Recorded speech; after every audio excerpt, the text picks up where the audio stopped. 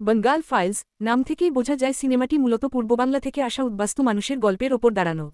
১৯৪৭ এর দেশভাগ, তারপর পূর্ব পাকিস্তান থেকে নির্যাতন, ১৯৭১ এর মুক্তিযুদ্ধ এবং পরবর্তী সময়ে পশ্চিমবঙ্গের নানা শরণার্থী কলোনি, সব মিলিয়ে এক অজস্র যন্ত্রণার কাহিনী লুকিয়ে আছে।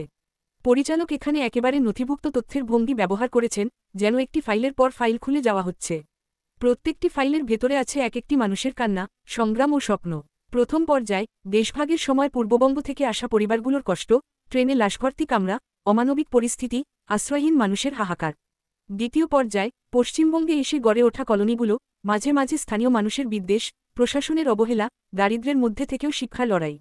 তৃতীয় পর্যায় ১৯৭১ সালের মুক্তিযুদ্ধের সময় আবারও উদ্বাস্তু স্রোত, সীমান্ত পারাপারের ভয়াবহ দৃশ্য এবং এক নতুন আশার জন্ম। পরিচালক গল্পটি এমনভাবে সাজিয়েছেন যে দর্শক বুঝতেই পারবেন না কখন ইতিহাস থেকে কল্পনার জগতে প্রবেশ করেছেন। বাস্তব ও আবেগ মিলেমিশে এক অনবদ্য বয়ান তৈরি করেছে। সিনেমার প্রতিটি চরিত্র যেন এক একটি সময়ের প্রতীক। প্রধান নায়ক অমল এক কিশোর, যে দেশভাগের সময় সবকিছু হারিয়ে ফেলে। তার চোখ দিয়ে আমরা দেখি উদ্বাস্তু জীবনের প্রতিটি স্তর। নায়িকা সুবর্ণা, যে শুধু প্রেম নয় বরং সংগ্রামের সাথী। কলোনি গড়ে তোলার লড়াই থেকে স্কুল প্রতিষ্ঠা, সে সব জায়গায় অমলের সঙ্গে থাকে। খলনায়ক হিসেবে সমাজ, এখানে আলাদা কোনো ভিলেন নেই, বরং অমানবিক সমাজ, রাজনৈতিক নেতাদের স্বার্থপরতা এবং প্রশাসনের নিষ্ঠুরতা ভিলেন হয়ে ওঠে। পার্শ্বচরিত্রগুলো, মা বাবা, দাদু ঠাকুমা, কলোনির অন্যান্য মানুষ, সবাই মিলে তৈরি করে এক বাস্তব ছবি। প্রত্যেকটি চরিত্রকে এমনভাবে লেখা ও অভিনীত করা হয়েছে যে মনে হয় তারা আমাদেরই পাশের বাড়ির মানুষ। অভিনয়ের দিক থেকে সিনেমাটি নিঃসন্দেহে শক্তিশালী। অমল চরিত্রে অভিনয় করা অভিনেতা তার চোখের ভাষায় যন্ত্রণা প্রকাশ করেছেন। তিনি যখন উদ্বাস্তু শিবিরে অন্যের জন্য লাইনে দাঁড়ান, কিংবা যখন তাকে বাঙ্গাল বলে ব্যঙ্গ করা হয়, তার শরীরী ভাষা দর্শকের চোখে জল এনে দেয়। সুবর্ণার চরিত্রটি একেবারেই প্রাণবন্ত, সে শুধু দুঃখভোগী নয়, বরং লড়াই করা এক নারী। সিনেমার পার্শ্বচরিত্রগুলোতেও দুর্দান্ত অভিনয় দেখা গেছে। বিশেষ করে এক প্রবীণ চরিত্র, যিনি বারবার বলেন, আমরা গাছের শিকড় হারিয়েছি, তার সংলাপ দর্শকের অন্তর কাঁপিয়ে দেয়। চলচ্চিত্রটির ভিজুয়াল দিক অসাধারণ। ধানক্ষেত, নদীর ধারে নৌকা, সীমান্তের কাঁটাতার, সবকিছু যেন জীবন্ত হয়ে ওঠে। দেশভাগের সময়কার ট্রেনের দৃশ্য দর্শককে শিউরে তোলে। আবার কলোনির ভেতর শিশুদের খেলাধুলা আসা জাগায়। পরিচালক আলোর ব্যবহার করেছেন চমৎকারভাবে, অন্ধকারে ভয়, আলোতে আসার প্রতীক তৈরি করেছেন। সিনেমার সঙ্গীত অন্যতম শক্তি। কীর্তন, বাউল গান, রবীন্দ্রসঙ্গীত এবং লোকগান মিলিয়ে এমন এক আবহ তৈরি হয়েছে যা দর্শককে গভীরভাবে নাড়া দেয়। ব্যাকগ্রাউন্ড স্কোর কখনো করুণ, কখনো উদ্বেল, সবসময় কাহিনীর সঙ্গে মিলে যায়। বিশেষ করে দেশভাগের ট্রেনের দৃশ্যে মৃদু ঢোলের শব্দ এক অদ্ভুত শোক তৈরি করে। আমাদের ঘর নেই, কিন্তু স্বপ্ন আছে। শিকড় হারালে গাছ মরে যায়, মানুষও তাই। এই ধরনের সংলাপগুলো দর্শকের মনে দীর্ঘদিন থেকে যাবে। পরিচালক অতিরিক্ত নাটকীয়তা এড়িয়ে বাস্তবধর্মী সংলাপ ব্যবহার করেছেন। বেঙ্গল ফাইলস শুধুই ইতিহাসভিত্তিক সিনেমা নয়, বরং বর্তমান প্রজন্মকে শেকড়ের কথা মনে করিয়ে দেওয়া। ১৯৪৭ বা ১৯৭১ কেবল ইতিহাসের বইয়ে তারিখ নয়, বরং কোটি মানুষের চোখের জল। সিনেমাটি এও দেখায় যে উদ্বাস্তুদের অবহেলা করা, তাদেরকে অন্য হিসেবে দেখা, এক বিশাল মানবিক অপরাধ। মুক্তির পর থেকেই ছবিটি আলোচনায় এসেছে। অনেকেই বলছেন এ যেন তাদের নিজেদের পারিবারিক কাহিনী। বয়স্ক দর্শকরা ছবিটি দেখে কান্নায় ভেঙে পড়েছেন। তরুণ প্রজন্ম ইতিহাসের সঙ্গে আবেগের এই সংমিশ্রণে মুগ্ধ। পরিচালক এখানে ডকুমেন্টারি স্টাইল আর ফিচার ফিল্মের সংমিশ্রণ ঘটিয়েছেন। বাস্তব ফুটেজ, সংবাদপত্রের কাটিং, ডায়েরির পাতা, এসব ব্যবহার করেছেন। ফলে সিনেমাটি একেবারেই নথির মতো মনে হয়। আমি যখন ছবিটি দেখছিলাম, মনে হচ্ছিল আমি কোনো সিনেমা নয়, বরং আমারই দাদু ঠাকুরমার কাহিনী দেখছি। ছোটবেলায় শোনা গল্পগুলো যেন চোখের সামনে ফুটে উঠল।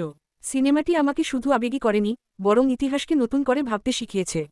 তবে ছবিটির কিছু সীমাবদ্ধতাও আছে। বেঙ্গল ফাইলস নিছক একটি সিনেমা নয়, এটি একটি স্মৃতিচিহ্ন, একটি ঐতিহাসিক দলিল। এটি শুধু বাঙ্গাল মানুষের নয়, সমগ্র বাংলার গল্প। যে কেউ এই সিনেমা দেখলে বুঝবে, শিকড় হারানো কত ভয়ঙ্কর, আর সংগ্রাম করে নতুন শিকড় গড়ে তোলা কত মহৎ। ডাইরেক্ট অ্যাকশন ডে, কলকাতার রক্তাক্ত অধ্যায়। ভূমিকা ১৯৪৬ সালের আগস্ট, ভারত তখন স্বাধীনতার দ্বারপ্রান্তে। কিন্তু স্বাধীনতার আগে কলকাতা দেখেছিল এক বিভীষিকাম অধ্যায়, যা ইতিহাসে গ্রেট ক্যালকাটা কিলিং নামে পরিচিত। এটি ছিল রাজনৈতিক দাবিদাওয়ার নামে সংগঠিত সহিংসতা, যেখানে হাজারো নিরীহ প্রাণ বলি হয়েছিল। প্রেক্ষাপট ১৯৪৬ সালের মার্চে ব্রিটিশরা ঘোষণা করে ক্যাবিনেট মিশন প্ল্যান। পরিকল্পনা অনুযায়ী ভারত এক থাকবে, তবে তিনটি গোষ্ঠীতে ক্ষমতা বণ্টিত হবে: হিন্দু অধ্যুষিত, মুসলিম অধ্যুষিত ও মিশ্র অঞ্চল। কংগ্রেস প্রস্তাব মেনে নিলেও স্বাধীনভাবে সিদ্ধান্ত নেওয়ার অধিকার রাখল। নেহরুর ঘোষণায় জিন্নাহ ক্ষুব্ধ হলেন, তিনি মনে করলেন পাকিস্তানের দাবি উপেক্ষিত হচ্ছে। তখনই তিনি ঘোষণা দিলেন ১৬ আগস্ট ১৯৪৬ হবে ডাইরেক্ট অ্যাকশন ডে। কেন কলকাতা? বাংলায় মুসলিম লীগ সরকার ক্ষমতায়, মুখ্যমন্ত্রী ছিলেন জিন্নার অনুগত হুসেইন শাহিদ সুহরাওয়ার্দী। কলকাতা ছিল মিশ্র জনসংখ্যার শহর ও ভারতের ব্যবসায়িক কেন্দ্র। এখানে দাঙ্গা ছড়ালে আন্তর্জাতিক গুরুত্ব পাবে। ১৬ আগস্ট ছিল রমজানের জুম্মার দিন, ধর্মীয় আবেগকে কাজে লাগানো সহজ। প্রস্তুতি। মুসলিম লীগ শহরজুড়ে ব্যাপক প্রচার চালায়। মসজিদ ও সংবাদপত্রের মাধ্যমে পাকিস্তানের দাবি উস্কে দেওয়া হয়। অনেক জায়গায় অস্ত্র বিতরণ হয়। পূর্ববঙ্গ থেকে শ্রমিক ও যুবকদের ট্রাকে করে আনা হয়। সরকার দিনটিকে ছুটি ঘোষণা করায় জনসমুদ্র রাস্তায় নেমে আসে। দাঙ্গার সূচনা। সকালে দোকানপাট জোর করে বন্ধ করানো হয়। দুপুরে অক্টাগন মেমোরিয়ালে বিশাল জনসভা হয়। সুহরাওয়ার্দী পাকিস্তানের দাবিকে জোরালোভাবে তোলেন। সভার পর ভিড় শহরের বিভিন্ন এলাকায় ছড়িয়ে পড়ে। রাজাবাজার, বড়া বাজার, কেলাবাগান প্রভৃতিতে হিন্দুদের উপর হামলা, দোকান লুট, অগ্নিসংযোগ শুরু হয়। পুলিশ কার্যত নিষ্ক্রিয় থাকে। রাতে কলকাতার রাস্তায় মৃতদেহ ও ঝালানো ঘরবাড়ি ছড়িয়ে পড়ে, শহর রূপ নেয় রণক্ষেত্রে। 17-18 আগস্ট, বিভীষিকার বিস্তার। পরের দিন দাঙ্গা আরও ভয়ঙ্কর হয়। কলেজ হোস্টেলে মেয়েদের উপর নির্যাতন, পরিবার নিশ্চিহ্ন হওয়ার ঘটনা ঘটে। এতে হিন্দু এলাকায় আত্মরক্ষার প্রস্তুতি শুরু হয়। গোপাল পাঠার আবির্ভাব। এই সময় সামনে আসেন গোপালচন্দ্র মুখোপাধ্যায়। গোপাল পাঠা অনুশীলন সমিতির কর্মী ছিলেন তিনি স্থানীয় যুবকদের নিয়ে গড়ে তোলেন ভারত জাতীয় বাহিনী। বাহিনীতে হিন্দু, শিখ, বিহারি, ওড়িয়া, উত্তর ভারতীয় যুবকরা যোগ দেন। প্রথমে প্রতিরক্ষার জন্য থাকলেও পরে পাল্টা আক্রমণ করে। মেটিয়া ব্রিজ ও পার্ক সার্কাসে মুসলিম ন্যাশনাল গার্ডের বিরুদ্ধে লড়াই হয়। গোপাল পাঠা কঠোরভাবে বলেন, নারী, শিশু ও বৃদ্ধদের উপর হামলা চলবে না, লুটপাট করা যাবে না। তবুও পাল্টা সহিংসতায় অনেক হতাহতের ঘটনা ঘটে। হতাহতের সংখ্যা। ব্রিটিশ রিপোর্ট অনুযায়ী কয়েক হাজার মানুষ নিহত ও প্রায় 1 লক্ষের বেশি মানুষ গৃহহীন হয়। পরিস্থিতি নিয়ন্ত্রণে আনতে 21 আগস্ট গভর্নরের শাসন জারি হয়। গান্ধীর প্রতিক্রিয়া। দাঙ্গার খবর শুনে মহাত্মা গান্ধী কলকাতায় আসেন। তিনি হিন্দু মুসলিম উভয়কেই শান্তির পথে ফিরিয়ে আনতে চান। গোপাল পাঠার সঙ্গে তার আলাপও ঐতিহাসিক। গোপাল পাঠা বলেন, যখন আমাদের মহল্লায় নিরীহরা আক্রান্ত হচ্ছিল, তখন অহিংসা কোথায় ছিল?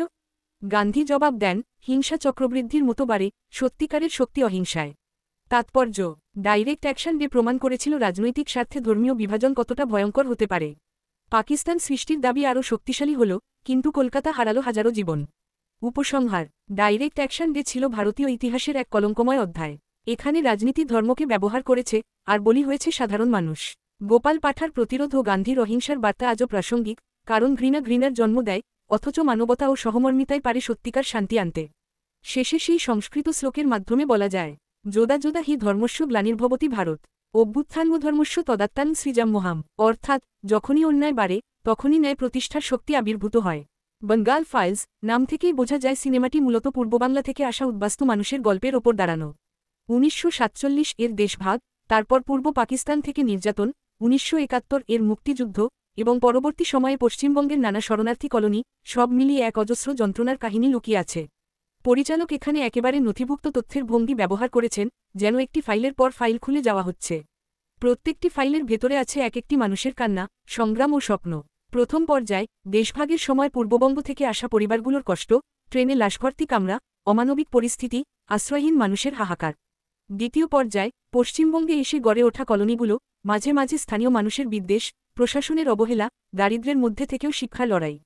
তৃতীয় পর্যায়, 1971 সালের মুক্তিযুদ্ধের সময় আবারও উদ্বাস্তু স্রোত, সীমান্ত পারাপারের ভয়াবহ দৃশ্য, এবং এক নতুন আশার জন্ম। পরিচালক গল্পটি এমনভাবে সাজিয়েছেন যে দর্শক বুঝতেই পারবেন না কখন ইতিহাস থেকে কল্পনার জগতে প্রবেশ করেছেন। বাস্তব ও আবেগ মিলেমিশে এক অনবদ্য বয়ান তৈরি করেছে। সিনেমার প্রতিটি চরিত্র যেন এক একটি সময়ের প্রতীক। প্রধান নায়ক অমল এক কিশোর, যে দেশভাগের সময় সবকিছু হারিয়ে ফেলে। তার চোখ দিয়ে আমরা দেখি উদ্বাস্তু জীবনের প্রতিটি স্তর। নায়িকা সুবর্ণা, যে শুধু প্রেম নয়, বরং সংগ্রামের সাথী। কলোনি গড়ে তোলার লড়াই থেকে স্কুল প্রতিষ্ঠা, সে সব জায়গায় অমলের সঙ্গে থাকে। খলনায়ক হিসেবে সমাজ, এখানে আলাদা কোনো ভিলেন নেই, বরং অমানবিক সমাজ, রাজনৈতিক নেতাদের স্বার্থপরতা এবং প্রশাসনের নিষ্ঠুরতা ভিলেন হয়ে ওঠে। পার্শ্বচরিত্রগুলো, মা বাবা, দাদু ঠাকুমা, কলোনির অন্যান্য মানুষ, সবাই মিলে তৈরি করে এক বাস্তব ছবি। প্রত্যেকটি চরিত্রকে এমনভাবে লেখা ও অভিনীত করা হয়েছে যে মনে হয় তারা আমাদেরই পাশের বাড়ির মানুষ। অভিনয়ের দিক থেকে সিনেমাটি নিঃসন্দেহে শক্তিশালী। অমল চরিত্রে অভিনয় করা অভিনেতা তার চোখের ভাষায় যন্ত্রণা প্রকাশ করেছেন। তিনি যখন উদ্বাস্তু শিবিরে অন্যের জন্য লাইনে দাঁড়ান, কিংবা যখন তাকে বাঙ্গাল বলে ব্যঙ্গ করা হয়, তার শরীরী ভাষা দর্শকের চোখে জল এনে দেয়। সুবর্ণার চরিত্রটি একেবারেই প্রাণবন্ত, সে শুধু দুঃখভোগী নয়, বরং লড়াই করা এক নারী। সিনেমার পার্শ্বচরিত্রগুলোতেও দুর্দান্ত অভিনয় দেখা গেছে। বিশেষ করে এক প্রবীণ চরিত্র, যিনি বারবার বলেন, আমরা গাছের শিকড় হারিয়েছি, তার সংলাপ দর্শকের অন্তর কাঁপিয়ে দেয়। চলচ্চিত্রটির ভিজুয়াল দিক অসাধারণ। ধানক্ষেত, নদীর ধারে নৌকা, সীমান্তের কাঁটাতার, সবকিছু যেন জীবন্ত হয়ে ওঠে। দেশভাগের সময়কার ট্রেনের দৃশ্য দর্শককে শিউরে তোলে। আবার কলোনির ভেতর শিশুদের খেলাধুলা আশা জাগায়। পরিচালক আলোর ব্যবহার করেছেন চমৎকারভাবে, অন্ধকারে ভয়, আলোতে আসার প্রতীক তৈরি করেছেন। সিনেমার সঙ্গীত অন্যতম শক্তি। কীর্তন, বাউল গান, রবীন্দ্রসঙ্গীত এবং লোকগান মিলিয়ে এমন এক আবহ তৈরি হয়েছে যা দর্শককে গভীরভাবে নাড়া দেয়। ব্যাকগ্রাউন্ড স্কোর কখনো করুণ, কখনো উদ্বেল, সবসময় কাহিনীর সঙ্গে মিলে যায়। বিশেষ করে দেশভাগের ট্রেনের দৃশ্যে মৃদু ঢোলের শব্দ এক অদ্ভুত শোক তৈরি করে। আমাদের ঘর নেই, কিন্তু স্বপ্ন আছে। শিকড় হারালে গাছ মরে যায়, মানুষও তাই। এই ধরনের সংলাপগুলো দর্শকের মনে দীর্ঘদিন থেকে যাবে। পরিচালক অতিরিক্ত নাটকীয়তা এড়িয়ে বাস্তবধর্মী সংলাপ ব্যবহার করেছেন। বেঙ্গল ফাইলস শুধুই ইতিহাসভিত্তিক সিনেমা নয়, বরং বর্তমান প্রজন্মকে শেকড়ের কথা মনে করিয়ে দেওয়া। ১৯৪৭ বা ১৯৭১ কেবল ইতিহাসের বইয়ে তারিখ নয়, বরং কোটি মানুষের চোখের জল। সিনেমাটি এও দেখায় যে উদ্বাস্তুদের অবহেলা করা, তাদেরকে অন্য হিসেবে দেখা, এক বিশাল মানবিক অপরাধ। মুক্তির পর থেকেই ছবিটি আলোচনায় এসেছে। অনেকেই বলছেন এ যেন তাদের নিজেদের পারিবারিক কাহিনী। বয়স্ক দর্শকরা ছবিটি দেখে কান্নায় ভেঙে পড়েছেন। তরুণ প্রজন্ম ইতিহাসের সঙ্গে আবেগের এই সংমিশ্রণে মুগ্ধ। পরিচালক এখানে ডকুমেন্টারি স্টাইল আর ফিচার ফিল্মের সংমিশ্রণ ঘটিয়েছেন। বাস্তব ফুটেজ, সংবাদপত্রের কাটিং, ডায়েরির পাতা এসব ব্যবহার করেছেন। ফলে সিনেমাটি একেবারেই নথির মতো মনে হয়। আমি যখন ছবিটি দেখছিলাম, মনে হচ্ছিল আমি কোনো সিনেমা নয়, বরং আমারই দাদু ঠাকুরমার কাহিনী দেখছি। ছোটবেলায় শোনা গল্পগুলো যেন চোখের সামনে ফুটে উঠল। সিনেমাটি আমাকে শুধু আবেগী করেনি, বরং ইতিহাসকে নতুন করে ভাবতে শিখিয়েছে। তবে ছবিটির কিছু সীমাবদ্ধতাও আছে। বেঙ্গল ফাইলস নিছক একটি সিনেমা নয়, এটি একটি স্মৃতিচিহ্ন, একটি ঐতিহাসিক দলিল। এটি শুধু বাঙাল মানুষের নয়, সমগ্র বাংলার গল্প। যে কেউ এই সিনেমা দেখলে বুঝবে, শিকড় হারানো কত ভয়ঙ্কর, আর সংগ্রাম করে নতুন শিকড় গড়ে তোলা কত মহৎ। ডাইরেক্ট অ্যাকশন ডে, কলকাতার রক্তাক্ত অধ্যায়। ভূমিকা ১৯৪৬ সালের আগস্ট, ভারত তখন স্বাধীনতার দ্বারপ্রান্তে। কিন্তু স্বাধীনতার আগে কলকাতা দেখেছিল এক বিভীষিকাময় অধ্যায়, যা ইতিহাসে গ্রেট ক্যালকাটা কিলিং নামে পরিচিত। এটি ছিল রাজনৈতিক দাবিদাওয়ার নামে সংগঠিত সহিংসতা, যেখানে হাজারো নিরীহ প্রাণ বলি হয়েছিল। প্রেক্ষাপট ১৯৪৬ সালের মার্চে ব্রিটিশরা ঘোষণা করে ক্যাবিনেট মিশন প্ল্যান। পরিকল্পনা অনুযায়ী ভারত এক থাকবে, তবে তিনটি গোষ্ঠীতে ক্ষমতা বণ্টিত হবে: হিন্দু অধ্যুষিত, মুসলিম অধ্যুষিত ও মিশ্র অঞ্চল। কংগ্রেস প্রস্তাব মেনে নিলেও স্বাধীনভাবে সিদ্ধান্ত নেওয়ার অধিকার রাখল। নেহরুর ঘোষণায় জিন্নাহ ক্ষুব্ধ হলেন, তিনি মনে করলেন পাকিস্তানের দাবি উপেক্ষিত হচ্ছে। তখনই তিনি ঘোষণা দিলেন ১৬ আগস্ট ১৯৪৬ হবে ডাইরেক্ট অ্যাকশন ডে। কেন কলকাতা? বাংলায় মুসলিম লীগ সরকার ক্ষমতায়, মুখ্যমন্ত্রী ছিলেন জিন্নার অনুগত হুসেইন শাহিদ সুহরাওয়ার্দী। কলকাতা ছিল মিশ্র জনসংখ্যার শহর ও ভারতের ব্যবসায়িক কেন্দ্র। এখানে দাঙ্গা ছড়ালে আন্তর্জাতিক গুরুত্ব পাবে। ১৬ আগস্ট ছিল রমজানের জুম্মার দিন, ধর্মীয় আবেগকে কাজে লাগানো সহজ। প্রস্তুতি: মুসলিম লীগ শহরজুড়ে ব্যাপক প্রচার চালায়। মসজিদ ও সংবাদপত্রের মাধ্যমে পাকিস্তানের দাবি উস্কে দেওয়া হয়। অনেক জায়গায় অস্ত্র বিতরণ হয়। পূর্ববঙ্গ থেকে শ্রমিক ও যুবকদের ট্রাকে করে আনা হয়। সরকার দিনটিকে ছুটি ঘোষণা করায় জনসমুদ্র রাস্তায় নেমে আসে। দাঙ্গার সূচনা: সকালে দোকানপাট জোর করে বন্ধ করানো হয়। দুপুরে অক্টাগন মেমোরিয়ালে বিশাল জনসভা হয়, সুহরাওয়ার্দী পাকিস্তানের দাবিকে জোরালোভাবে তোলেন। সভার পর ভিড় শহরের বিভিন্ন এলাকায় ছড়িয়ে পড়ে। রাজাবাজার, বড়া বাজার, কেলাবাগান প্রভৃতিতে হিন্দুদের উপর হামলা, দোকান লুট, অগ্নিসংযোগ শুরু হয়। পুলিশ কার্যত নিষ্ক্রিয় থাকে। রাতে কলকাতার রাস্তায় মৃতদেহ ও ঝালানো ঘরবাড়ি ছড়িয়ে পড়ে, শহর রূপ নেয় রণক্ষেত্রে। ১৭-18 আগস্ট, বিভীষিকার বিস্তার। পরের দিন দাঙ্গা আরও ভয়ঙ্কর হয়। কলেজ হোস্টেলে মেয়েদের উপর নির্যাতন, পরিবার নিশ্চিহ্ন হওয়ার ঘটনা ঘটে।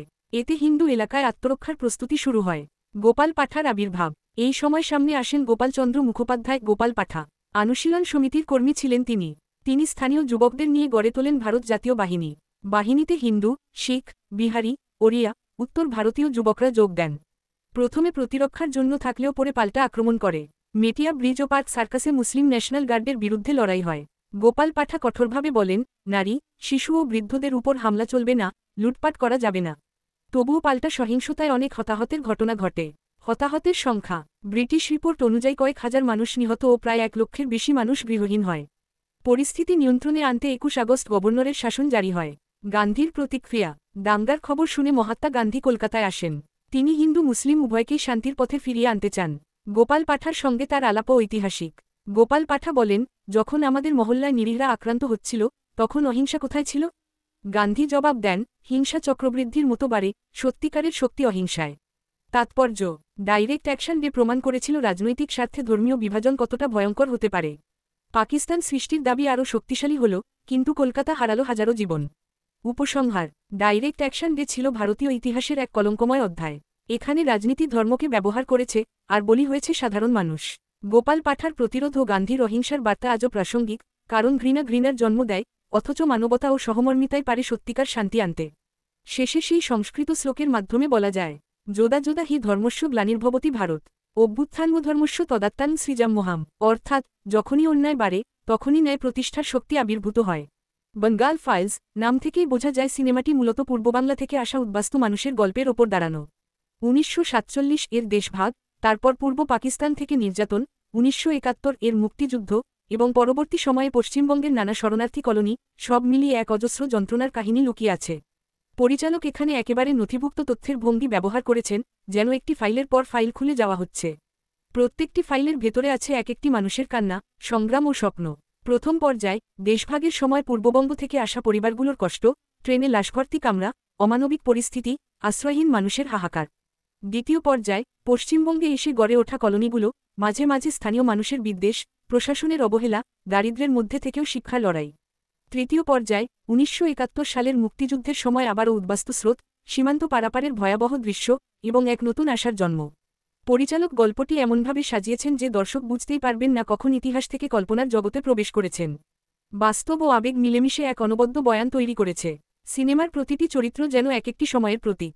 প্রধান নায়ক অমল এক কিশোর, যে দেশভাগের সময় সবকিছু হারিয়ে ফেলে। তার চোখ দিয়ে আমরা দেখি উদ্বাস্তু জীবনের প্রতিটি স্তর। নায়িকা সুবর্ণা, যে শুধু প্রেম নয়, বরং সংগ্রামের সাথী। কলোনি গড়ে তোলার লড়াই থেকে স্কুল প্রতিষ্ঠা, সে সব জায়গায় অমলের সঙ্গে থাকে। খলনায়ক হিসেবে সমাজ, এখানে আলাদা কোনো ভিলেন নেই, বরং অমানবিক সমাজ, রাজনৈতিক নেতাদের স্বার্থপরতা এবং প্রশাসনের নিষ্ঠুরতা ভিলেন হয়ে ওঠে।